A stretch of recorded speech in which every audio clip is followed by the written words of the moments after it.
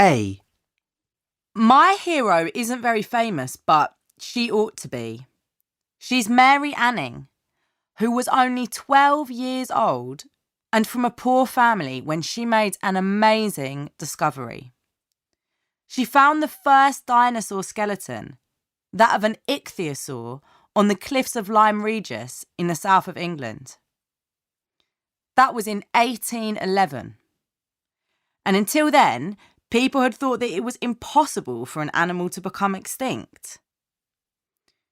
Because she was a woman and didn't have enough money for a proper education, she wasn't able to take part properly in the scientific community of the time.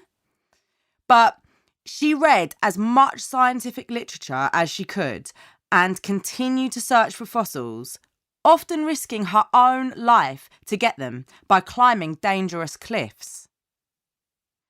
She once nearly died in a landslide which killed her dog.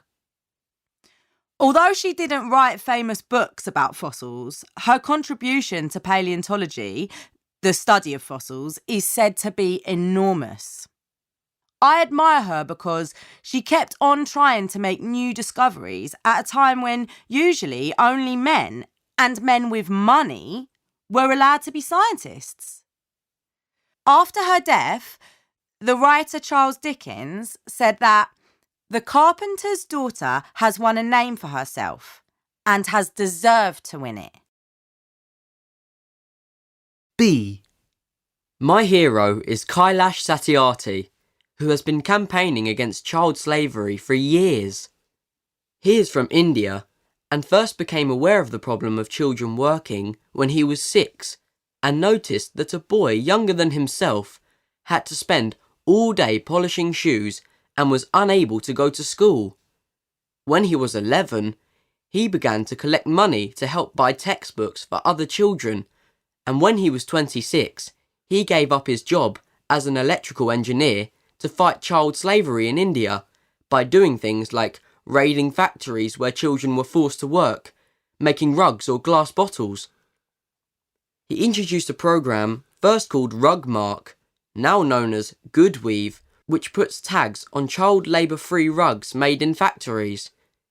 He has saved many thousands of children, over 80,000, from a terrible life of enforced labour in South Asia, and helped them to get an education. He has often been physically attacked for helping children, for example for trying to free Nepalese children forced to work in a circus. He regularly risks his life to fight injustice. 2 of his colleagues have been murdered. I believe that the best thing he has done is to change how people think about child slavery and to make it an international issue. C. I'm really interested in ecology, and my hero, or heroine, is Rachel Carson, because she first got people thinking about the way we humans are causing permanent damage to the Earth's ecosystems. She began as a biologist, specializing in writing about the sea, but she gradually became aware of the danger of using pesticides like DDT and the way they can harm the whole of the food chain, from the worm to humans. She wrote her classic book Silent Spring in 1962 to explain this to the general public, to explain how humans and nature are interdependent. The title of Silent Spring refers to the fact that one day all the birds might be dead, so they won't be able to sing in the springtime. The agricultural and chemical industries reacted very badly to the book and said she was unprofessional. But further research by other scientists proved that she was right about the dangers of chemicals used to kill insects. Nowadays, there is a growing movement for organic food production, but unfortunately, things in general are still getting worse rather than better. We still need to read Rachel Carson's book and think about its message. D. My choice of hero isn't very original, I'm afraid. But here's the person I would most like to have met. John Lennon. He died a long time before I was born, and his most famous songs were written long before that. But when I listen to his music, I really feel as if he's speaking to me personally.